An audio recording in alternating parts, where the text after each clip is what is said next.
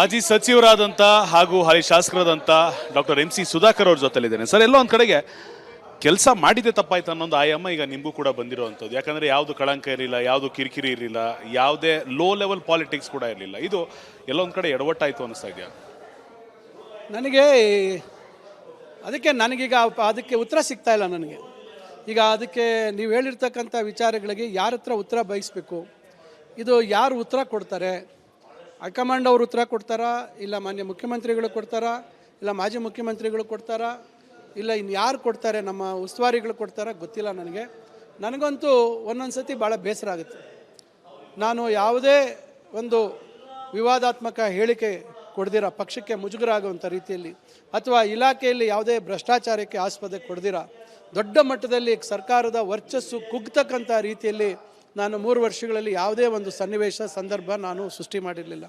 ಇಷ್ಟೆಲ್ಲ ಒಳ್ಳೆಯ ರೀತಿಯಲ್ಲಿ ಪ್ರಾಮಾಣಿಕವಾಗಿ ನಮ್ಮ ಇಲಾಖೆಯಲ್ಲಿ ಹಲವಾರು ಸಮಸ್ಯೆಗಳಿಗೆ ಪರಿಹಾರವನ್ನು ಕಂಡುಕೊಟ್ಟು ಭಾಳಷ್ಟು ಜನರಿಗೆ ನಾನು ಅವರ ವಿಶ್ವಾಸವನ್ನು ಗಳಿಸುವಂಥ ಕೆಲಸ ಮಾಡಿದ್ದೀನಿ.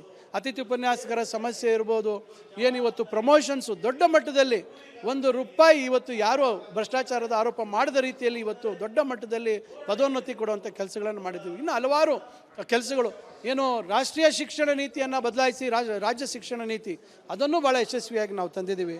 ಇನ್ನು ಹಲವಾರು ನಾವು ಅಭಿವೃದ್ಧಿ ಕೆಲಸಗಳು ಭಾಳಷ್ಟು ನಾನು ದೊಡ್ಡ ಪಟ್ಟಿ ಇದೆ. ಆದರೆ ಇವತ್ತು ಯಾರ ಹತ್ರ ನಾನು ಹೇಳಬೇಕು? ಅವೆಲ್ಲ ಯಾರನ್ನ ನಾನು ಒಪ್ಪಿಸೋವಂಥದ್ದಕ್ಕೆ ಮಾಡಬೇಕು? ಇವತ್ತು ಇದೆಲ್ಲ ವ್ಯರ್ಥ ಆಯಿತಾ? ಯಾಕಿದೆಲ್ಲ ನಾನು ಮಾಡಿದೆ?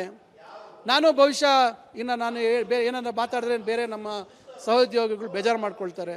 ಈಗ ನಾನು ಎಲ್ಲಿ ಎಡುವುದೇ ಅಂತಕ್ಕಂಥದ್ದು ನನಗೆ ಗೊತ್ತಿಲ್ಲ.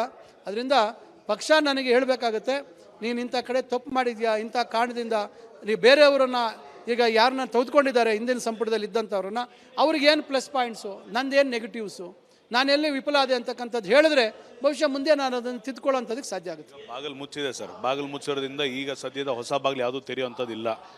ಏನು ಪ್ಲಾನ್ ಸರ್ ಈಗ? ಇಲ್ಲ, ಈಗ ನಾವು ಬಾಗಿಲು ತೆಗಿತೀವಿ ಅಂತಕ್ಕಂಥದ್ದಲ್ಲ, ರಾಜಕೀಯ ಇಲ್ಲಿಗೆ ಮುಕ್ತಾಯ ಆಗೋದಿಲ್ಲ.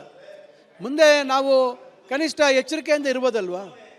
ನಾವು ಎಲ್ಲಿ ಎಡುವುದ್ವಿ ಅಂತಕ್ಕಂಥದ್ದು ನಾವು ಎಚ್ಚರಿಕೆಯಿಂದ ಇದ್ದು ಏನೆಲ್ಲ ನಾವು ಕೆಲವು ಮಾನದಂಡಗಳು ಇರ್ತವೆ ಕೆಲವು ಪಕ್ಷದ ಚೌಕಟ್ಟಿನಲ್ಲಿ, ವ್ಯವಸ್ಥೆಯಲ್ಲಿ, ಆಡಳಿತದಲ್ಲಿ, ಅದನ್ನು ನಾವು ಚಾಚು ತಪ್ಪದೆ ಪಾಲನೆ ಮಾಡೋಂಥದ್ದಾಗತ್ತಲ್ಲ.